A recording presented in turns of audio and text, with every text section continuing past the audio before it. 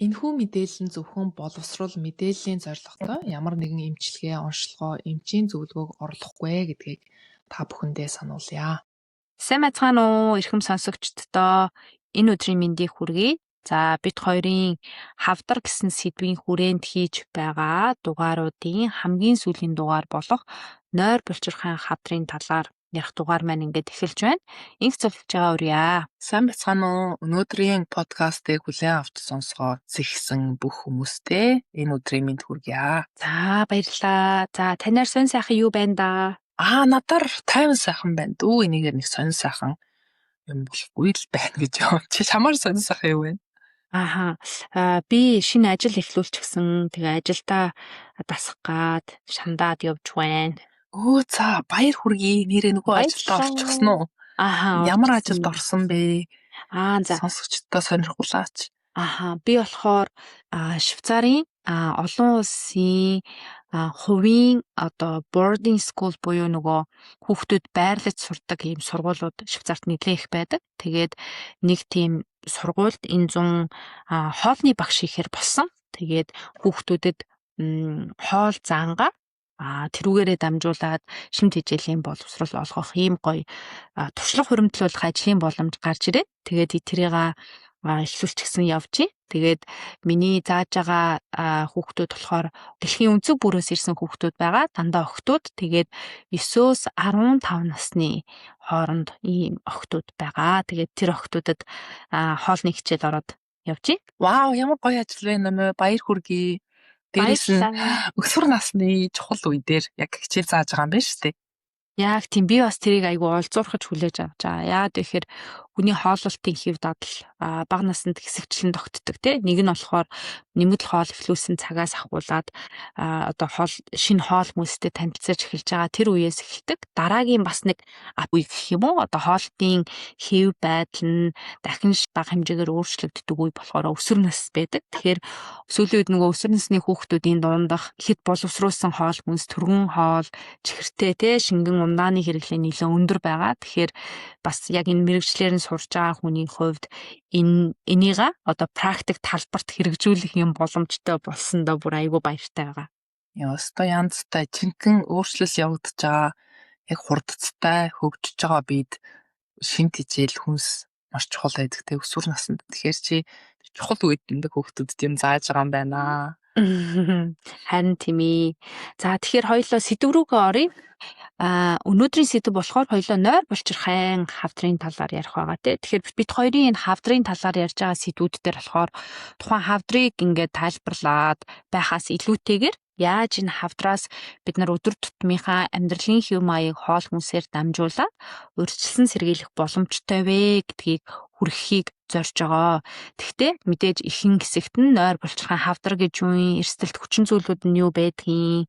За тэгээд ямар шинж тэмдгүүд илэрдэг гэдэг талаар бас танилцуулаад явж байгаа. Тэгэхээр хоёулаа эхлээд нойр булчирхайн гэж яг ямар эрхтэй юм бэ? Тэгэхээр нойр булчирхайн үндсэн үүрэг нь юу юм гэдгийг тайлбарлаад эхлүүл ямар вэ?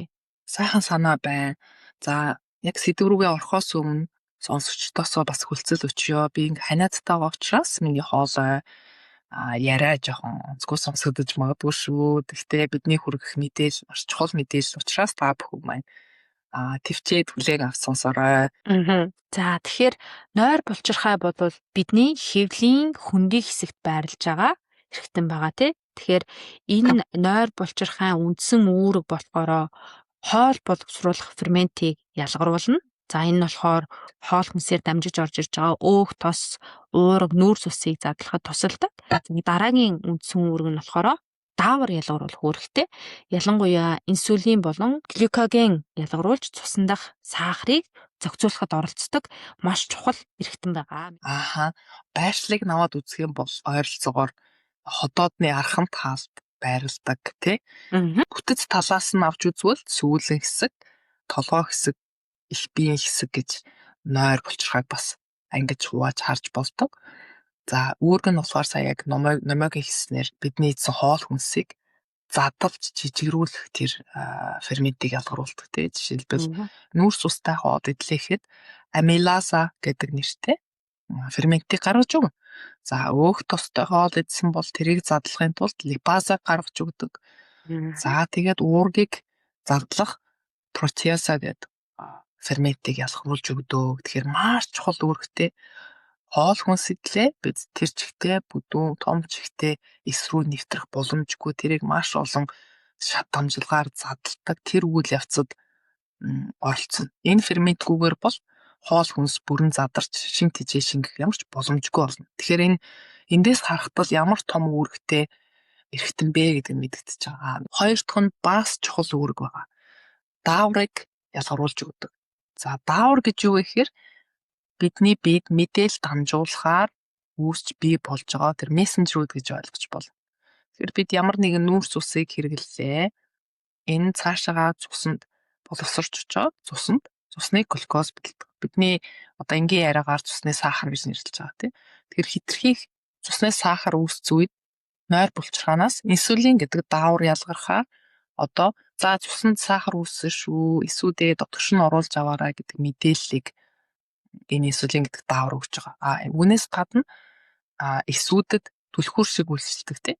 Түлхүүр шиг үйлчлээд эсийг түлхүүртээд хаалгыг нь онгойлгохоор одоо нөгөө цуснд бий болсон сахар энэ эсүүд рүү дотгошно. Одоо ингэхээр цусны сахар буурч байгаа. Нөгөө талаасаа бид цусны сахар багтаад одоо хүмүүс толгой эргэж, зүрх савлаа, баг ухаалт жумгшглаа гэдэг дээ шүү дээ. Тэр бол цусны сахар хитрхи багасаад доош орчхоор энэ нойр булчирхаан дахиад нэг өөр төрлийн дааврыг ялгаруулж өгдөг хүний биед. Тэр нь юу вэ гэхээр глюкагон гэдэг номоосаа хийсэн тий. Тэгэхээр цусны сахар багасчаар нойр булчирхаа бас мэдээллийг хүлээж авангуудаа гоё даавар ялгаруулж өгнө шүү дээ. Энэ даавар нь одоо буцаагаад эд эрхтнүүд дээр очиод за хэрэгцээтэй глюкозыг үүсгээд өгөөч гэдэг өөхнөөс эсвэл булчинд хоригдлагдсан глюкозоос цус руу буцаагаад шахаад өгнө. Одоо ингэхээр нөгөө толгой эргээд байгаа зүрх савлаад байгаа багасаад өөрөөр хэлбэл биеийн цусны сахарын тэнцвэр эргээд хангагддаг. Тэгэхээр нойр булчирхаа бол маш чухал үүрэгтэй. Энэ хоёр үүргээс л харахад ямар их чухал үүрэгтэй эрхтэн бэ гэдэг нь харагдаж байгаа юм аа тийм ээ. Тийм шүү. Мэдээж бүх эрхтэн чухал. Гэхдээ ингээд яг ингээд нэг нэгээр наваад үзэхээр илүү чухал юм шиг санагддаг гэж. Яг үнэ тийм шүү. Одоо бид хоёр ч нэлийн олон төрлийн эрхтэнтэй холбоотой хавдрын талаар энэ дугаараа бэлдсэн шүү дээ тий. Тэгэхээр одоо уушгийг аваад ярихад заастаа ууш хамгийн чухал юм байна гэж бодогдно. Бүдүүн гисийг аваад үзэнгүүт за бүдүүн гис шиг чухал эрхтэн байдаггүй юм байна гэж бодогддог шүү дээ тий. Өөрөө ирэхгүй ингээд анхаарлаа яг тухайн эрхтнүүд дээр хандуулахаар их тэгж бодогдд юм аа. Тийм шүү. Тэгээд энэ сүүлийн жилүүдэд дэлхийн нийтэд хийгдсэн томоохон тархвар судлалын судалгаанууд эдэн шүү дээ. Эндээс ингээ харахаар нойр булчирхайн хавдрын өвчлөл жилээс жилд юм доктортой нэмэгдээд байгаа юм байна. Энэ яг мэдээж нэг талаас нөгөө хүн амын дундаж наслалт нэмэгдэж байгаатай холбоотой. Харин нөгөө талаас болохоор таргалалт, чихрийн шижин, хөдөлгөөний дутагдал, тамхи болон архины хэрэглээ зэрэг одоо эрсдэлт хүчин зүйлүүд бол нэмэгдэж байгаатай бас холбоотой байд юм байна. Тэгээд аваад үзэхээр нойр булчирхайн хавдрын эрсдэл нас ахихын хэрээр нэмэгдэж байгаа. Ер нь бүх хавдар нас ахих тусам тэр эрсдэл нь одоо нас дагаад нэмэгдэж байгаа тий. Тэгэхээр нойр булчирхайн хувьд болохоор дийлэнх одоо хүмүүс болохоор 60-аас дээш настай үедээ онцлогдох юм тохиолдол байдгийм байна. Тэг яг залуу наснд бол харьцангуй бага. Гэхдээ сүүлийн үед ингээд хараад үзэхээр нойр булчирхайн өрөвсөл гэдэг зүйл бол баг залуу наснд ч гэсэн нэлийн түгээмэл тохиолдож байгаа шүү дээ тий. Тэгэхээр энэ нойр булчирхайн хавдар үүсэх эрсдэлт хүчин зүйлүүдийг аваад үзэхээр олон зүйл байгаа. Мэдээж нөгөө өөрчлөх боломжтой болон боломжгүй гэсэн хоёр бүлэгт хувааж байгаа. Өөрчлөгдөх боломжгүйд нь нас болон удамшил тэгээ генетикийн бусад төрлийн одоо өвчин зэрэг багтж байгаа. Харин өөрчлөх боломжтой энэ хүчин зүйлсүүдэд нь болохоор амьдралын хэв маяг, хоол хүнс, тэгээ хоол хүнсийг цааш нь дэлгэрүүлээд ярихаар нойр булчирхайн өрөвсөл, архаг өрөвсөл гэдээ яригдэн тэ. За тэгээд бас тамхи болон архины хэрэглээ маань өөрөө нойр булчирхайн хавдрын эрсдэл хүчин зүйлийн нэг болчт юм байна. Тэгээд тамхин дээр бас нэг олж мэдсэн зүйл нь бид нөгөө энэний өмнөх дугаар дээр уушигны хор тавдар дээр тамхиг бас голчлаа ярьсан тэ. Гэтэл судалгаанаас ингээ харахаар нойр булчирхайн хавдрын тохиолдлын бараг 20-30% нь тамхи татахтай бас холбоотой байдаг юм билээ. Яагаад тэгэхээр тамхины утаанд агуулгадж байгаа нитрозамин болон полициклик ароматик нүүрс төрөгч зэрэг нь болохоор олон төрлийн хавдар үүсгэгч бодисуудын нэг болоод хувирчдсан билээ. Тэгэхээр одоо саяны энэ бодисууд хүний цуснд одоо ороод цусаар дамжиж нойр булчирхаанд хүрээд тэгээд эсийн ДНК гэмтээ тэгээ удаан хугацаанд тамхи татсан хүмүүсийн эсүүдэд одоо гэмтэл үүсэтэй. Тэгээд хавдар үүсгэхийн эрсдлийг бас нэмэгдүүлдэг юм бэлээ. Тэгээд бас уншиж байхад энэ тамхинаас гарснаас хойш энэ хавдрын эрсдэл бас буурдаг юм байна. За ойролцоогоор 10-аас 15 жилийн дараа тамхи татдаггүй хүний төвшөнд бас хүрэх боломжтой байдаг юм. Тамхи зогсоосноос хойш мэдээж хугацаа их орж байгаа ч гэсэн бас нэг сайн мэдээ нь бид нар тамхи татхаа зогсоох юм бол хавдрын эрсдлийг бууруулах боломжтой байдаг. За архины хидэх хэрэглээ бол бас нойр булчирхаатай нэлийн холбоотой байдаг юм байна. За тэгээд таргалалт бас байгаа. Тэгээд хоёлаа эхнээс нь эхлээ яриа явах уу. Тэгэхээр би таныг юуг тайлбарлаж өгөөсэй гэж хүсэж байгаа вэ гэхээр энэ нойр булчирхайн өрөвсөл гэдэг зүйл яагаад нойр булчирхайн хавдартай утагдчихж байгаа вэ? Тэгэхээр үүн дээр би нэг судалгааг дурдах нь зүг байх гэж бодож байна. Diagnostics гэдэг сэтгүүлд хэвлэгдсэн. Нэр нь болохоор Lifestyle Medicine for the Prevention and Treatment of Pancreatic Cancer гэдэг нэртэй. За энэ судалгаанд юу гэж үздсэн байгаа вэ гэхээр архаг нойр булчирхай өрөвслөн нойр булчирхай хорт хавдрын эрсдлийг нэмэгдүүлдэг хүчин зүйлс гэж үздсэн байгаа юм л та. Өөрөөр хэлбэл нойр булчирхай байн өрөвсээд нэг удаа өрөвслээ, дахиад өрөвслээ ингээ архагшаад байж байгаа нойр булчирхай өвддөг юм болчих юм бол энэ нөгөө хавдрын эрсдлийг өсгөнө гэж энэ судалгаанд бичсэн байлээ. Тэгэхээр энэ цочмог нойр булчирхай өрөвсөл яаж үүсээд байна вэ гэхээр яг номогийн саяны тайлбарсан шалтгаануудын улмаас үүсдэг хамгийн гол нөгөө арх тамхи хоол хүнснээс хамаарат. За өөр бас нэг шалтгаан нь юу вэ гэхээр хэвийн үед нойр булчирхаанаас нь ялгардаг ферментүүд гэж нэрлэдэг байгаа зүйл байна шүү дээ. Одоо түрүү нөгөө хоолыг задалдаг гэсэн шүү дээ. Өөхийг тусдан задалдаг, нүүрс усыг гэдэг. Энэ бүх ферментүүдийг нойр булчирхай маань үүсгэж өгөхдөө гадуураа ийм нэг бүрхүүлтэй одоо идэвхжээгүй хэлбэртэй үүсгэж өгдөг. Тэгэхгүй бол одоо фермент гэдэг маань эргээд нойр булчирхайг ингээд аваад үзэх юм бол эн чинь бас бүтцэн уураг байгаа шүү дээ. Гэтэл жишээлбэл уургийг задлах үйлчлэгээтэй фермент үүсгээд гаргаад өглөө шүү дээ. Гэтэл тэр фермент нь ийм гадуураа бүрхүүлгүй зүгээр идэвхжээгүй хэлбэртэй байж цаашаа би одоо хоол боловсруулах эрхтнийг өөр хэсэгт очиж жагаад идэвхжээ одоо нөгөө махнаас орж ирж байгаа уураг ургамлаас орж байгаа уурыг задлах ч юм уу тий ингэж үйлчилдэг. Гэтэл зарим хүмүүсийн хувьд энэ ферментүүд нь эрт идэвхжээд шууд үүсчихдэг. Өөрөөр хэлбэл нөгөө нойр булчирхаанхаа өөрийнхөө эсийг гэмтээгээд байна гэсэн үг тий. Яг бол эрт идэвхжиж штэ. Одоо өөрийгөө идэж устгах чинь л гэсэн үг юм уу да нэг хараар ярих юм бол тий. Тэгэхээр цочмог өрөвслийн үед энэ ферментүүд нь эрт идэвхжиж гэсэн учраас өөрийнхөө эсийг гэмтээгээд байгаа. Энэ цочмог нойр булчирхайн өрөвслийн хамгийн түгээмэл шалтгаануудын нэг нь болохоор цусны чулуу үүс байдаг. Тэгэхээр цусны чулуу үүссэн бол бушуурхан шиг нөгөө эмчэд очиж үзүүлэхгүй болол энэ бүр аюултай тий. Тэгэхээр цусны чулуутай энэ холбогдож байгаа. Цусны чулуу нойр булчирхайн шүүс гадагшлах сувгийг бөглөөд ингээд эргээд өрөвсөл бас үүсгэж болдог. Тэгээд энэ анатомийн талаас нь нойр булчирхай ингээд аваад үзэхээр яг энэ хоол боловсруулах эрхтнүүдтэй ингээд нягт холбогдсон байдаг шүү дээ. Ходоод нэг ардхан тэгээ нарийн гизтэй холбогдсон. Тэгээ хажууд нь дийлүү гэдэг энэ бүх эрхтнүүд нэг дор цуг байдаг тий. За тэгээд архийг их хэмжээгээр маш нэг дор их хэмжээгээр ингээд хэрэглэхээр нойр булчирхай ингээд гэмтээгээд цочроогоод өрөвсөл бас оруулчихдаг. Тэгэхээр бид хоёрын энэ ярилцаад байгаа сэдвүүд дээр арх тамхи хоёр бол баян гарч ирж байгаа юм тий. Тэгээ арх тамхиг яагаад хүмүүс яг хэлэхэд амралтай архиа больчих тамхиа татгаа байж хүн болгон мэддэг.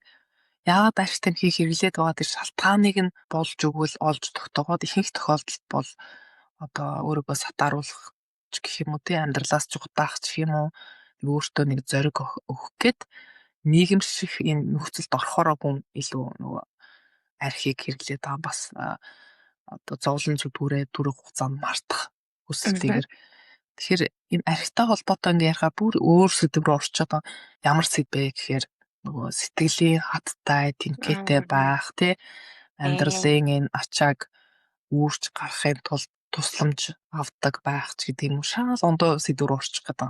Ерөнхийдөө сонирхоод бас нэг юм хүмүүс бас архиугаад байгаа юм чинь тий манай ангийнхан бүгдээрээ вино уудаг юм чинь гэдэг ингээ сонирхлын маягаар бас тэрлүү ороод арчин бас донтуулах шинжтэй алкогол бол тэгээ орчдөг хүн байдаг учраас тийм анханасаа тийм нэг сонирхоод авах нэг олигтой биш шүү гэдгийг бас энэ подкастаараа залуучуудаа хэлхийг хүсэж байгаа юм л да. Яг тэгвэл энэ нөгөө нойр булчирхааг ингээд цочроогоод өрөвсүүлэх бас нэг шалтгаанд нь орчиж байгаа. За бас нэг өрөвсүүлдэг хүчин зүйлс донд нь цусан дах триглицеридийн хэмжээ хэтэрхий их байх юм бол тэгээд цусны шинжилгээ өгсөн хүмүүс сайн мэдж байгаа. Цусны шинжилгээ өгөхөөр нөгөө холестерин өндөр гарлаа гэд харуулдаг штеп. Холестерин дундаа 2 төрлөх байгаа. Тэгээ хажууд нь бас нэг хавсраад англи хэл дээр болохоор triglycerides гэж бичсэн байгаа. Монголоор орчуулахаар triglyceride гэж байгаа. Энэ нь болохоор нөгөө өөр төрлийн бас тос одоо жинхэнэ судасны дотор бөглөөс үүсгдэг тэр төрлийн тосыг хэлж байгаа. Энэ тос бас өндөр гарах юм бол энэ нойр булчирхай өрөвслийг үүсгэхэд нөлөөлдөг. За тэгээд цаашдал бол янз бүрийн эмийн хэрэглээ байна. Хөвлөдөө бас гинтл авсан хүмүүст энэ өрөвсөл үүсч болно. Янз бүрийн халдвараас тий одоо хоол боловсруулах хэрэгтэй дамжаад орж ирсэн янз бүрийн халдвар байж болно. Эсвэл дотор эрэхт нүдтэй мяцаас хийлгэсний дараа цочмог өрөвсөл өдөөгддөг юм тохиолдлууд бас байд юм билээ. За нөгөө нэг юм нь болохоор удамшлын хүчин зүйлтэй гэж хэлсэн тий. Аутоиммун өвчний үед аутоиммун гэхээр одоо бид нарыг хамгаалдаг дархлааны эсүүд нь эргээд өөрийнхөө эсүүдийг довтлоод устгаад байгаа тэр нөхцөлийг хэлж байгаа. Энэ тохиолдолд бас заримдаа нойр булчирхай өрөвсдөг. Тэгэхээр цочмог нойр булчирхай өрөвслийн гол шинж тэмдэг яаж илэрдэг вэ гэхээр номер 4 бас хэлсэн шүү дээ. Нөгөө хөвлийн хэсгээр хүчтэй өвдөгтөө ар нуруугаар бас дамжиж өвдөх шинж тэмдэг илэрдэг. Тэгээ үүнтэй хавсраад дотор муухайрах, бөөлжих, халуурах, хоолны туршид огцон багасах зэрэг шинж тэмдэг илэрдэг. Тэгээ өтгөнөө бас сайн хянжаах хэрэгтэй тий. Одоо nutritional therapist-уудад хамгийн түрүүнд бид нарт заадаг юм болохоор өтгөнийг шинжлэх гэж үздэг. Тэгээд тэр өтгөн дээр одоо ингээд гадагшсны дараа анзаараад үзэх юм бол өтгөн одоо ингээд дээр хөвөөдөх шар өнгөтэй, цайвар өнгөтэй болцсон байх юм бол нойр булчирхай асуудал үүссэн байна гэж үздэг. За ийм тохиолдолд бас эмнэлгийн яаралтай тусламж шаардлагатай эмнэлэгт хандах хэрэгтэй гэж үздэг. Өөр ямар шинж тэмдэг байдаг вүлээ? Одоо энэ бас шинж тэмдгүүдийг ингээ хараад үзэхээр нөгөө хавдрын шинж тэмдэгтэйгээ бас жоохон төстэй болчихж байгаа тий. Гэхдээ ялгаа нь болохоор хавдар дээр ямар нэгэн одоо нойр булчирхай гэхгүй ямар нэгэн хавдар үүссэн бол хүн үсээгүй одоо жин алдалт гэж хэлж байгаа тий. Өөрөө мэдлгүй жингээ алдаад ингээ турж хицээд байдаг. Ийм тохиолдолд бол бас яаралтай эмчид хандах хэрэгтэй тийм ээ. Тийм. Тэгээ өөр шинж тэмдгүүд гэх юм бол яг нөгөө хавдар дээр ярьсан шинж тэмдгүүд бүгд байгаа. Жин огцон масагдах, хоолны дуршил буурах гэсэн ийм одоо нөгөө түгээмэл тэр шинжүүд нь бол байгаа. Тэгээд бас нөгөө энэ нойр булчирхай хавдрын жоохон хэцүү нь юу вэ гэхээр хэвлийн хүндийн гүн хэсэгт байрладаг болохоор нөгөө ихэвчлэн жоохон нэлээд хоошоо шатандаа уншлагддаг юм билээ. Тэгээ ихэнх шатандаа ямар нэгэн нөгөө шинж тэмдэг өгөх нь айгу бага яг хавдрын үед. Тэгээ хүнд буюу одоо хожуу үеийн шинж тэмдэгт нь болохоор сая таны хэлсэн нөгөө шарлалтууд үүсэж байгаа тийм нүүд шарлах, арьс шарлах, шээс бараан болох, за өтгөн бас цайрах. Тэгээ бас арьс захтнах шинж тэмдгүүд зарим хүмүүс илэрдэг юм байна. Тэгээд хөвлийн дээд хэсгээр өвдөх, нуруу руу дамжиж өвдөлт өгөх. За тэгээ бас зарим хүмүүст болохоор цусны бүлэн үүсгдэг юм байна. Бас нэг зүйл нь болохоор гинт нөгөө чихрийн шижин үүсэх. Жишээлбэл одоо 50, 60 нас хүртлээр зүгээрээ жаад гинт нөгөөдөр чихрийн шижинтэй болох ч юм уу тий. Тэгээд ийм шинж тэмдгүүд илэрх юм бол бид нар заавал эрүүл мэндийн байгууллага эмнэлэгт эмчид хандаад шаардлагатай шинжилгээнүүд өгөх шаардлагатай. Тэгээ яаж уншилдаг вэ гэхээр цусны шинжилгээ өгнө. За цусны шинжилгээгээр бүр цааш нь лавшруулад хавдрын маркер өгч болно. Тэгээд дүрс онцлогоонууд өгч болно. Компьютер томограф харуулж болно, MRI, эхо, тэгээд эдийн бас шинжилгээ өгч болдго юм байна. Тэгэхээр биопси гэж ярьдаг шүү дээ. Тэгэхээр энэ бол ихэвчлэн нөгөө эцсийн оншийг батлах тохиолдолд ашигладаг юм арга юм байна. Тэгээд нойр булчирхайн хавдар биш дээ. Ерөнхий үндсэн 2 төрөлтэй байдаг юм байна. Нийлэн түгээмэл тохиолддог юм гэсэн үг. Нийт хавдрын ерөн хувь нь болохоор нойр булчирхайн сувгийн эсээс үүсдэг юм байна. Дараагийн одоо бага тохиолддог хувь нь болохоор даавар ялгаруулдаг эсээс үүсдэг. Тэгээд энэ нь бол нэлээд юм ховор тохиолддог ийм хавдрын төрөл байдаг юм байна. Тэр сувгийн гэдэг нь болохоор бүр илүү аюултай юм байлээ тийм ээ. Тийм. Тэгэхээр нөгөө амьд үлдэх боломж гэдэг ингээ харахаар тэр нойр булчирхайн сувгийн чиний саяны дурдсан тэр төрөл шүү дээ. Тэр бүх эргэтний хавдруудаас илүү нөгөө эрсдэл нь өндөр байдаг, амьд гарах чадвар бага болчих юм байлээ. Тэгээд бас энэ нойр булчирхайн дээр нэг жоохон хэцүү гэх юм уу, харамсалтай зүйл нь бид ингээ мэдхгүй яваад ах юм бол бусад эд эрхтэндээ нөгөө тархдаг тий. Тэгэхээр ойролцоох нөгөө эд болон тунгалгын булчирхайн тархна. Элэг. Тий. Тэгээд ганцхан ойр орчмын гэхгүй 4-р шат руугаа ороод ирэхээр илүү нөгөө бүр хол байгаа эрхтнүүдэд ч гэсэн үсэрхийлэх юм тохиолдлууд байдаг юм байна. Бүр яасан хүртэл өсөрхийлчихдэг тий. Тэгэхээр ер нь бол ингээд хавдрын раас урьдчилан сэргийлэх бүр хамгийн найдвартай бөгөөд хамгийн чухал арга бол ерөөсөө урьдчилан сэргийлэх үзлэгт хамрагдах байгаа тий. Мэдээж бид нар амьдралын хэв маяг хоол хүнсээрээ дамжуулаад эрсдлийг бууруулж болно. Гэхдээ бүр илүү тодорхой урьдчилан сэргийлж мэдхийг хүсэх юм бол яг тогтмол нөгөө үлгүүдэд хамрагдаад шаардлагатай шинжилгээнүүдийг өгөөд тэгээ тухайн шинжилгээн дээр ямар нэгэн сэжигтэй тохиолдол илэрх юм бол тэрэн дээрээ ингээд анхаарад тохирсон эмчилгээнүүдийг хийлгэж явах нь бас нэлийн чухал байдаг юм байлээ. Тэгээд түрүү нөгөө чихрийн шижин гэд ярьсан те.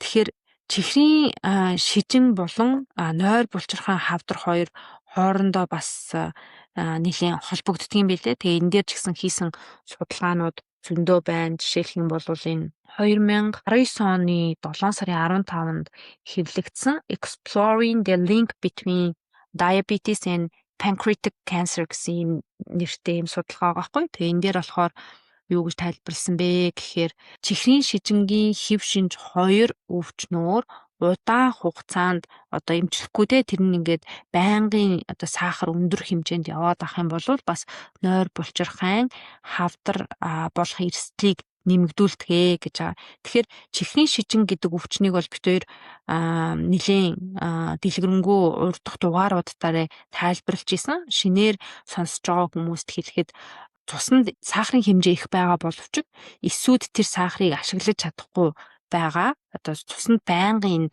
сахарын хэмжээ ихсэх тэр өвчнийг хэлж байгаа тий. Тэгээд чихрийн шижнийг дотор нь бид нар хэв шинж 1 болон хэв шинж 2 гэж ангилж байгаа. За хэв шинж 2 нь бол одоо амьдралын хэв маяг хоол хүнстэй холбоотойгоор үүсдэг ийм төрөл нь байгаа. Харин 1-р хэлбэрийн чихрийн шинжин болохоор төрөлхийн байдаг. Тэгэхээр нойр булчирхай байна өөрөө инсулин бараг үйлдвэрлэхгүй байх тэр тохиолдлыг хэлж байгаа. За чихрийн шижингийн өмнөх үе болон эрт үед биеийн эсүүд маань өөрөө инсулинд хариу муу өгдөг гэсэн үг. Тэгэхээр нөгөө нойр булчирхай илүү их инсулин үйлдвэрлэх гэж оролдоно. Тэгээд олон жил бидний нойр булчирхай ачаалттай ажиллана гэсэн үг. Тэгэхээр энэ удаан хугацааны хит их ачаал нь эсийн өөрчлөлт үүсгээд тэгээд хавдрын эрсдлийг бас нэмэгдүүлж болзошгүй гэж үзэж байгаа. Тэгээд чихрийн шижин таргалалт хоёр бол ихэвчлэн хамт байдаг тий. Тэгэхээр энэ хоёр хамт байгаа үед бие дотор бага зэргийн архаг өрөвсөл бол байнга явагдчихэдэг. Тэгээд нөгөө өрөвсөл гэдэг зүйл чинь бидний яриад байгаа эсийн ДНК гэмтэх эрсдлийг илүү их нэмэгдүүлж байдаг. Хэрвээ чихрийн шижин хэв шинж буюу диабетийн өвчний үед эрсдэл бас нэмэгддэг. Энэ хоёр хоорондоо холбогддог юм бол бид яаж урьдчилан сэргийлэх вэ гэдэг нь хамгийн чухал тий. Ялангуяа залуус энэ талаар маш сайн мэддэг байх юм бол урьдчилаад арга хэмжээ авчна гэсэн үг. Тэгэхээр сайн номойгийн тайлбарсныг бүр ийм энгийн хэлбэрт оруулаад магадгүй битэрийн одоо энэ подкастыг хүүхдүүд бас сонсч иж магадгүй. Тэгээд тэд нарт ойлгомжтой болоод тайлбарлая гэвэл нэг ийм асуулт байдаг ш. Дандаа сахартай мэдээд ах юм бол сахарын өвчтөй болчихоо, диабеттэй болчихоо гэдэг юу байдаг асуулт байдаг тий. Тэгэхээр хэрвээ байнга сахар ихтэй бэлэн бодолтой дэлгүүрийн амттан ч юм уу чихлэг ундаа уугаад юу ч хийхгүй ингээд суугаад байлаа гэж бодъё л да. Тэгвэл нойр булчирхай гэдгийн чухал эрхтэн яваандаа ядарч эхэлдэг. Мэдээж хүүхэд залуу наснд биш тий. Яваандаа урт хугацаанд. Тэгэхээр анги дээр багш хүүхдүүдтэй суугаад хичээлээ хийгээрээ хүүхдүүдээ гэдэг ингээд хэлэхээр хүүхдэд хэрвээ тоохгүй байх юм бол багш дахиад дуугаа өндөрсгөөд уламж хангаар анхааруулна тий.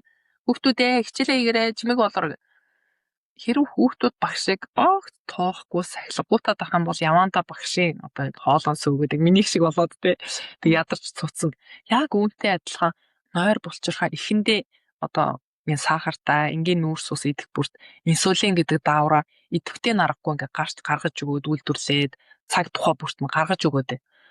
Тэгээд энэ инсулин гэдэг энэ дааврын бас нэг үүрэг нь болохоор нөгөө түлхүүр шиг цуснд бий болсон глюкозыг эсүүд рүү дотор нь оруулж өгдөг гэсэн шүү дээ. Эсүүдийн хаалгыг нээгээ. Тэгээд нөгөө нэг сахарыг эсүүд авч ашиглаад түлш болгож ашиглаад бид нар одоо үйлдэл хийгээд амьд байх боломж гарч байгаа тийм. Гэтэл урт хугацаанд нөгөө сахар өндөр боловсруулсан хит боловсруулсан хоол хүнс идээд энгийн нүүрс ус ингээл хэрэглээл байх юм бол эсүүд яваандаа одоо энэ нойр булчирхааны үүсгэж бий болгож өгсөн инсулин хаалгаа нээж өгөхөөс залхаад эхэлдэг. Ингээд эхлэхээр нөгөө цусан дах сахарын хэмжээ өндөр хിവэрэ байгаад байна тийм үү? Нэг тийшээ явах хэрэгтэй байтал цусан дотор удаан эргэлцээр байна. Одоо тэгэхээр нөгөө санаа зовсон нойр булчирхай яах вэ гэхээр би хангалттай инсулин үйлдвэрлэж өгөхгүй байгаа юм бах та. Яг тэгвэл би ингээд инсулин гаргаад байхад дахиад надаас нэхэд байна гэж бодоод андуураад бүр илүү их инсулин үйлдвэрлэе гэсэн. Гэтэл нөгөө нэг инсулинд лазан болчихсон эсүүд тэр олон инсулины одоо түлхүүр шиг юмыг тоож авч хэрэглэхгүй байсараад одоо инсулины дүжрэл буюу инсулины эсрэг хүсэл гэдэг юм бий үүсчих чам. Хэрвээ ийм байдалтайгаа удаан яваад байвал сүүлдээ бидний нөгөө чухал эрэхтэй нойр булчирхай маань бүр их цуцаж ядардаг. Яг л нөгөө багшаа сонсдгүй ангийн хүүхдүүд ингээд дэггүй хүүхдүүд багшаа тоохгүй байгаа юм бол багш нь бүр ингээд юм хэлхээч болоод бууж өгж байгаа шиг нойр булчирхай маань бас ачааллаа дийлхэ болоод цусан дах сахарын хэмжээш нэмэгдээд ингээд чихрийн шижин хэв шинж буюу диабет 2 гэдэг хүчин өсөж байгаа байхгүй. Тэгэхээр хүмүүс сахар идэх юм бол сахарын өвчтөй болчихно гэдэг энэ одоо яриа маань нэг талаас бол учир дутагдaltaй үгүй ээ. Энд чинь удаан хугацааны турш үйлжилж байгаа юм баггүй. Тэгэхээр одоо ингээд нойр булчирхай хавдрын гол эрсдэлт хүчин зүйлүүдэд орж байгаа зүйл нь юу вэ гэхээр өрөвсөл байгаа юм байна. За тэгээд дээр нь нэмэх нь чихрийн шижин бас удаан хугацаанд үргэлжлэх юм бол бас эрсдэлт хүчин зүйлд орчих юм байна. За мөн дээр нь нэмээд өөр ямар эрсдэлт хүчин зүйл байдаг вэ гэхээр илүүдэлжин тархалт байгаа, тамхи архины хэрэглээ байгаа тийм түрүүн хоёлоо ярьсан. Тэгээд нас ахих тусам болон нэмэгддэг. За мөн удамшил байгаа. Судалгаанаас ингээ харахаар гэр бүлийн ялангуяа ойрын хүмүүс нойр булчирхай хавдраар өвдөжсэн бол энэ одоо эрсдэл 10% байдаг юм байна. Одоо нойр булчирхай хавдраар өвдөх эрсдэл. Тэгэхээр ийм зүйлүүд ингээд эрсдэлт хүчин зүйл болчдөг юм байна. За ингээд энийг ингээд бүгдийг ингээд багцлаад харахаар одоо илүүдэлжин таргалалт байна, нойр булчирхайн өрөвсөл байна, чихрийн шижин байна. Энэ бүгд эргээд нэг зүйлтэй холбогдож байгаа тийм. Тэр болвол хоол хүнс байгаа. За мэдээж дээр нь нэмэх нь дасгал хөдөлгөөн, байнгын идэвхтэй хөдөлгөөн байгаа. Тэгэхээр одоо хоёулаа энэ подкастынхаа дараагийн хэсэгт урьдчилан сэргийлэх тал дээрээ хоол хүнсний талаар ярил ямар вэ? Хоол хүнс нойр булчирхай хавдартай яаж хэрхэн холбогдож байгаа вэ? Бид нар ямар хоол хүнсийг илүү одоо хязгаарлаж идж байгаа хэмжээ давтамжин дээр анхаарах ёстой юм. Ямар хоол хүнсийг бүр илүү юм хяналттай байдлаар хязгаарлах ёстой юм гэдэг талаар ярих гэж бодож байна. Тэгээ. За тэгэхээр нойр булчирхай энэ хавдрын талаар уншаад явж байхад хоол хүнстэй холбоотой хид хідэн зүйл гарч ирж исэн. За нэгдүгээрт нэгээд гэх юм бол улаан мах болон боловсруулсан махны хэрэглээ өндөр байх юм бол энэ нас эрсдлийг нэмэгдүүлдэг гэж үзсэн байсан. Тэгэхээр боловсруулсан мах гэдэгт болохоор юу орж байгаа вэ гэхээр утсан мах, хяам, зайц, цэрэг хадгалтын зорилгоор химийн төрөл бүрийн бодис нэмсэн энэ бүтээгдэхүүнүүдийг хэлж байгаа тийм. Бид хоёрын боловсруулсан мах, улаан махны хэрэглээний талаар бүдүүн гидсний хавдар гэсэн сэдвээр бас нэлээд дэлгэрэнгүй ярьсан байгаа. Тэгэхээр та хэд маань энэ талаар илүү их мэдхийг хүсэх юм бол тэр дугаар руу ороод сонсорой. Тэгэхээр бид нар улаан махны хэрэглээ, хит боловсруулсан махны хэрэглээ өндөр байх тусам хорт хавдар үүсэх бас эрсдлийг ингээд нэмэгдүүлдэг юм байна. Тэгэхээр энэ махан дээр бас хэр зэрэг өндөр хэмт шарж боловсруулж байна вэ гэдэг нь хамаарна тий. Их халуунд шарж болгосон махан хортоо нэгдлүүд гетероциклик амин, полициклик ароматик нүүрс төрөгч гэдэг энэ хортоо нэгдлүүдийг үүсгээд энэ бие рүү орохороо зөвхөн нойр булчирхайд өдөөгөө бусад төрлийн хорт хавдрын эрсдлийг нэмэгдүүлдэг. Нойр булчирхаан дээр болохоор эрсдлийг бүр 2 дахин нэмэгдүүлдэг гэж судалгаанууд харуулдаг. Тэгэхээр маха болгохдоо бас хэтэрхий их удаанаар барбекю маягаар шараад байхгүйгээр болж өгвөл чанаад те чансан мах хэрэглэх ч юм уу эсвэл бага хэмд болгосон мах хэрэглэвэл илүү үр дүнтэй. Хүүхдүүдийн дунд ч гэсэн нөгөө зайцны хэрэглээ айгүй өндөр байдаг шүү дээ. Манай энэ хүүхдүүд бүр hot dogs айгүй хитдгээ. Тэгээд дэлгүүрүүдээр ороод хялбархаа ингээд газ авчих боломжтой. Тэнгүүд хүүхдүүд өдрийн хоолны завсарлагаараа газ гараад дэлгүүр рүү ойрхон ороод hot dog авчих боломжтой байгаад байгаа байхгүй юу? Тэгэхээр энэ махны хэрэглээ мэдээж ганц нэг хүн удаа идээ тэр нь хавдар үүсгэж гэсэн үг бол ерөөсөө биш те. Хамгийн гол нь урт хугацаанд тогтмол хэрэглээтэй байх нь энэ хавдрын эрсдлийг нэмэгдүүлдэгэ гэж үзэж байгаа. Тэгээд түрүү нөгөө хэлсэнчлэн нойр булчирхайн өрөвсөл гэдэг байгаа шүү дээ. Тэгэхээр нойр булчирхайн өрөвслийг үүсгдэг хоол хүнсийг аваад үзэх юм бол ямар хоол хүнс орж байгаа вэ гэхээр мэдээж нөгөө цусан дахь сахарыг огцон мөксөж байгаа хоол хүнс орж байгаа тий. Инсулинийг их хэмжээгээр ялгаруулдаг цусан дахь сахарыг огцон мөсгдөг хоол хүнсүүд байна. Энд ямар хоол хүнс их хвчлэн ордог вэ гэхээр энгийн нүүрс ус тэр дундаа цэвэршүүлсэн нүүрснүүд байна. Жишээлбэл цагаан талах, цагаан гүрлэн бүтээгдэхүүн, цагаан будаач гэдэг юм уу тий. За тэгээд нөгөө сахартай ундаа болон хижүүлсэн ундаанууд байгаа. За тэгээд чихэрлэг цай байна, энергийн ундаа зэрэг нь бол маш хурдан хугацаанд хүний сахарыг огцон мөсгдөг ийм хоол хүнс байгаа. За тэгээд чихэр амттангууд байна төрөл бүрийн. За мөн дээр нэмэх нь хит боловсруулсан хоол хүнс. Хит боловсруулсан хоол хүнсний талаар бид хоёр бас аль хэдийн ярьчихсан байгаа тийм. Тэгэхээр энэ талаар бас та бүхэн сонсох бүрэн боломжтой байгаа. Эдгээр хоол хүнсийг тогтмол байнгын хэмжээг нь хэтрүүлж идэх тусам бидний цусан дахь сахар байнгын огцон мөсгөнө ингэснээрээ инсулинийг их хэмжээгээр ялгаруулаад цаашлаад инсулины дүжрэл гэдэг зүйлийг үүсгэх нь энэ нь цаашлаад нойр булчирхай өрөвсөл үүсгэх бас боломжтой байдаг бахны. Тэгэхээр хоол хүнсээ бид нар сонгохдоо жишээлбэл сахартай ундаа хижүүлсэн ундаа их уудаг байсан бол тэрнийхээ хэрэглээг яаж бууруулж болох уу гэдэг дээр анхаарч болно. Миний хувьд болохоор би жирэмсэн бахта нэлээд хордлоготой байсан. Тэгээд фанта гэдэг дээ штэ. Би тэрийг яг нэг 3-4 сар нэлээд эрчимтэй болсон. Тэгээ өөр ерөөсөө мэдэж чадахгүй. Тэгээд тэрний дараа ингээд 3-4 сарын чинь өдөрт баг нэг ийм фанта уугаад ахаар тасал болчихж байгаа штэ тийм. Тэгээд гарахын тулд би яасан бэ гэхээр эхлээд нөгөө хийж усаар сольсон. Тэгээ хийжүүлсэн ус маань жоохон амт султай байх юм бол оранжийг шууд авангуудаа дундуур нь зүсээд тэрнийхээ шүүснээс ингээ нэг ганц хоёрыг хийгээд ингээд баг багаар амтыг сулруулах байдлаар гарч исэн. Тэгэхээр тиймэрхүү байдлаар хийжүүлсэн ундааныхаа хэрэглээг бууруулах боломжтой. За сахартай чихэртэй ундаа уудаг бол жимсийг хандлах байдлаар эсвэл эхний удаа жимсний шүүсээ аль болох нөгөө гэртээ шахсан тийм байдлаар тэгээ тэрний дараа баг зэрэг усаар шингэлэх байдлаар амтыг нь баг ингээд сулруулах байдлаар бас сольж болдог. За мөн цагаан талах болон цагаан гурлан бүтээгдэхүүн цэвэршүүлсэн үр тариаг солихдоо огцом шууд нэг дор солиход мэдээж хэцүү. Жишээлх юм бол би цагаан будааг бүхэл бүрийн үр тариатай нийлүүлээд хамтд нь ихний удаадаа идэж баг багаар тасгадаг ч гэдэм үү. Иймэрхүү байдлаар баг багаар одоо өөрийнхөө хоолтыг ингээд өөрчилж чадчихсан. Миний хувьд болохоор энэ нөгөө төрөвчийн дурдсан судалгааны дүн дээр шуурлаад ганц нэг юм хэлмээр санагдаж байна л да. Ямар нэртэй энэ судалгаа вэ гэхээр lifestyle medicine гэдэг нь болохоор одоо 6 үндсэн хүчин зүйл ба. Амьдралын хэв маягийг одоо хүмүүст жор маягаар бичиж өгнө гэсэн үг. Тэгээ энэ судалгааны нэр нь цаанаасаа lifestyle medicine for prevention and treatment of pancreatic cancer гэж байгаа. Тэгээд нойр булчирхааны үрвсэл цочрол, нойр булчирхааны хорт хавтраас урьдчилан сэргийлэхэд амьдралынхаа хэв маягийг яаж ашиглах вэ гэдэг агуулгатай.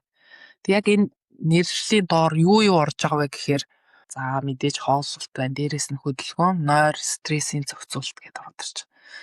За тэгэхээр энэ дундаас ямар хоол хүнс нойр булчирхааг илүү их зочруулаад байна вэ гэхээр амтны гаралтай өөх тосыг хэтрүүлж хэрэглэх гэж байгаа. Тэр амтны гаралтай өөх тос гэдэг маань хансан өөх тоснд орно тий. Хансан өөх тос нь их хэрэглээд ах юм бол инсулины эсэргүүцлийг үүсгээд миний дөрөвчөнд дурдсан нөгөө инсулин гэдэг даавар үүсгэхэд эсүүд тэрийг хүлээж авахгүй болохыг хэлж байгаа. Дүүжрэл. Тэгээ энэ нэргээд нойр булчирхаан хорт хавдрын эрсдлийг нэмэгдүүлдэг гэж энэ судалгаанд гарсан байна л да. Тэгэхээр юм хитрхи хар цаанаар авч үзэх нь бас учир дутагдaltaй. За өөх тус сайн юм гинлээ гэдэг үүднээс том томоор нь одоо махтай өөх хэрчээд идээд ах юм бол нойр булчирхааг цочирдуулах нэ. Өөх тос нь нойр булчирхаа нөгөө ферментийн ядгалтыг өдөөж байгаа шүү дээ. Яг тэгвэл тэр өөх тусыг задлахын тулд хүний биед ямар нэгэн тусламж хэрэгтэй. Тэр нь хаанаас үүсэж байгаа гэхээр нөгөө нойр булчирхааны нэг хэсгээс фермент маягаар үүсч гарч ирж байгаа. Гэтэл их хэмжээгээр том томоор нэг өөх хэрчээд идэх ах юм бол одоо нөгөө нойр булчирхаа чи ачааллаа дийлэхгүй болж эхлэх нь шүү дээ. Тэгэхээр амтны гаралтай өөх тус нь нойр булчирхаан хорт хавдрын эрсдлийг нэмэгдүүлдэг гэдгийг цаад шалтгаан нь энэ. Гэтэл үүнийг багасгадаг хүчин зүйлс нь юу байна вэ гэдэг ингээ харахаар эргэж нөгөө нэг ногоо эслэг гэдээ ороод ирчих. Бид хоёроо баян ярьдаг эслэг. Яагаад хоолны эслэг бүхэл ур тариа хүнсний ногоо жимс буурцах дагуулдаг энэ эслэгүүд нь сайн бэ гэхээр нөгөө нойр булчирхаанаас ялгардаг ферментээр задардаггүй. Энэ нар ерөөс тэрийг задлах фермент хүний биед байдаггүй энэ эслэгийг. Тэгэхээр энэ хаана очиж задардаг вэ гэхээр бүдүүн гидсэнд очоод тэнд байгаа гидсний бичил битэнтэй харилцан үйлчлээд үүний үр дүнд нь нөгөө нэг гоё хэрэгтэй эсэлтэнд ороод нөгөө нэг хэрэгтэй богино гинжин тосны хүчлүүдийг үүсгэж өгдөг. Тэр нь бутриз, ацетат, пропионат гэд энэ гурав байгаа. Тэгэхээр энэ нөгөө ашигтай нэгдлүүд нь гидсний саст бүрхүүлийн бүрэн бүтэн байдлыг хангаад үрвслийг бууруулаад дархлааны системийг сайхан зохицуулаад өгнө. Тэр нь яаж эргээд нөгөө нойр булчирхаанд нөлөөлж байгаа вэ гэхээр энэ эслэг ихтэй хоол нь ерөнхийдөө бодисын солилцоог бас сайжруулж байгаа. Тэгээд тархалт болон чихрийн шижингийн эрсдлийг бас бууруулад өгч байгаа. Тэгэхээр нойр булчирхаанд бас хөнгөлөлт үзүүлээд байл гэсэн үг шүү дээ, тийм ээ. Тэгээд энэ утгаараа нойр булчирхаан хорт хавдрын эрсдэлтэй одоо тэмцэхтэй энэ эрсдлийг бууруулахдаа сайхан эслэгтэй хоол хүнсээ бид нар идээд ах юм бол цаагаараа нөгөө бичил битүүдтэй маань хавсраад үр дүнд ингэж хамгаалж бас өгөх арга зам байна. За бас нэг юм нь болохоор нөгөө ургамал дагуулдаг гой юмнууд байгаа шүү дээ. Бид нар тэрийг ургамлын шим гэж нэрлэдэг. Англи хэл дээр болохоор polyphenol гэж байгаа. Тэр дундаа куркумин нь болохоор нөгөө турмерикт агуулдаг нэг тод шар өнгөтэй энэ бодис. Энэ үрвслийг ер нь бууруулах антиоксидантай шин чанартай. Тэг бид үүсээд байгаа тэр үрвслийг бууруулахдаа куркуминыг ашиглаад нойр булчирхаанд ямар нөлөө үзүүлж ийнэ гэдээ бас хараад үзсэн байлээ. Тэг нэг жижигхэн судалгааг хараад үзэхээр клиникийн судалгаагаар харахаар нойр булчирхаан юм хожуу шатны хорт хавдартай өвчтнүүдэд тэр куркумин хэрэглүүлээд үзсэн билээ. Тэгэхэд зарим өвчтөн дээр нэг юм эерэг талын хариу гарсан билээ. Тэгээд хавдрын хэмжээ жоохон буураад тий. Гэхдээ энэ нэлийн урт хугацаанд 18 сарын турш гэж байгаа байхгүй. Тэгэхээр урт хугацаанд ингээ хэрэгжилж энэ үр дүн гарч байгаа. Тэгэхээр би куркуминыг гэртээ яаж хэрэгэлдэг вэ гэхээр Ерөөсөө л хоол хийхдээ хар перцтэй цуг жоохныг нэмчихдэг юм. Тэр чинь баг гэлтгүй байнга хэрэглээд байгаа юм бол бас тодорхой хэмжээгээр үр нөлөө үзүүлэх байх гэдэг үднэс яг судалгаануудыг аваад үзэхээр дандаа их тунгаар одоо supplement буюу нэмэлт маягаар хэрэгжилж туршсан байгаа юм л та. Гэхдээ миний хувьд гэр бүлийнхээ хоолыг бэлтгэхдээ тэр чинь өөх тостоо зүйлсээр дамжаад бид сайн шингэдэг учраас угаасаа хоол хийхдээ тос ашиглаж байгаа. Мах хэрглэж байна гэдэг нь махан тос тодорхой хэмжээгээр тос угаа тэгээд тосоор дэмжигдээд тэгээд хар перцтэй хавсраа заавал их хэмжээгээр бага хэмжээгээр өндөө шарахтаа ч гэсэн гээд ашиглаад яваад идэх. Тийм бас арга байж болох нэ. Хавдартай холбоотой нэлээ их судалгааг бид хоёр уншиж танилцлаа тий нэмээ. Тэгээд бид хоёрын бүх одоо судалсан судалгаанууд харсан уншсан бүх зүйлээ нэгтгээд ер нь нэг ингээд дүгнсэн подкастын дугаар бас хий гэж ярилцж байгаа тийм ээ нэмээ. Тэгэхээр бид хоёр энэний дараа ер нь та бүхэндээ зориулаад энэ бэлдсэн подкастынхаа дугаарууд дээр үндэслээд бид хоёр өөрснөө юу сурсан бэ? Базаад бас нэг гоё юм дугаар хүргэнэ. Тэрийг бас сонсорой. Тэгэхээр өнөөдрийнхөө дугаарыг өндөрлөхөөс өмнө бас нэг зүйлийг хэлэхэд ер нь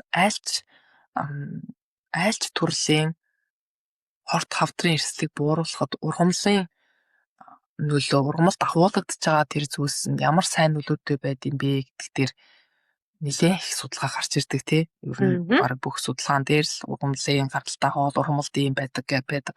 Тэр дундаа ургамалд агуулгаддаг phytates гэж нэг юм байгаа. Энэ нь болохоор ургамал нөгөө өөрийгөө хамгаалах гэд өөрийнхөө өрөнд фосфор хадгалах үндсэн хэлбэр нь. Тэгэхээр энэ дээр бас нөгөө Facebook-ээр нэг юм мэдээлэл явуулсан байхгүй. Ургамлын phytates нь аюултай, хортой, ургамалд агуулдаг лектин гидсний дотордлыг одоо ингээ муутгадаг гэд бас нэг мэдээлэл яваад байсан. Гэхдээ бүхэл үр тариа буурцаг самар өрөнд агуулгаддаг энэ фитатууд нь цусан чимэгдээд цаашаа явахаар бас хавдрын эсүүдэд нөлөөлөх боломжтой. Нөлөөлөхдөө эерэг байдлаар нөлөөлдөг. Тэгэхээр ургамлын гаралтай энэ самар мамар гээл тий үр мөрнээс бол бас нэг айгаад байх шаардлага байхгүй. Яг гэвэл энэ phytates нь антиоксидант, өрөвслийн эсрэг болон тархлаа дэмжих үйлдэлээр хавдрын эсүүдэд нөлөөлдөг. Тэгэхээр нөгөө байгалийн killer cells гэж байгаа тийм хүний биед цаанаасаа байдаг энэ killer cells-ийн үйл ажиллагааг нь сайжруулдаг. Тэр killer cells нь нөгөө хавдрын эсийг ингээд дарахад тусалдаг. Одоо дарангуулдаг эс гэж ойлгож болно. Тэгэхээр энэ эсүүдийг сайхан идэвхжүүлээд өгдөг.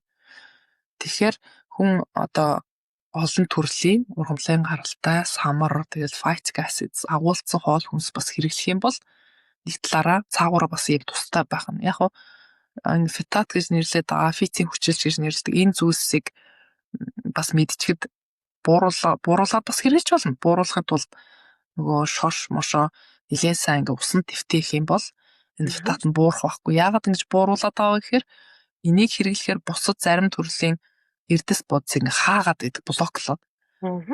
Тэгвэл энийг бас хэрэглэвэл бас цаавар ашигтай байх нь шүү дээ. Ойлгогдчихэ. Тэгэхээр энэ муу юм чинь ингээд дандаа ингээд одоо энийг хааж идэхгүй байх биш, зохицуулаад бас хэрэглэж байвал ашигтай гэдгийг хэлэх гэсэн. Тэгэхээр ерөөсөө ямар нэгэн хүнсийг бид нар сайн муу гэж хар цагаанаар ялгаад орчихгүй. Нэг талаасаа бас анхаарах хэрэгтэй байдаг юм байна. Нөгөө талтаас ашигтай тал байдаг юм байна гэдгийг нь харуул зүгээр юм байна тий. Тэгэхээр яг тийм шүү.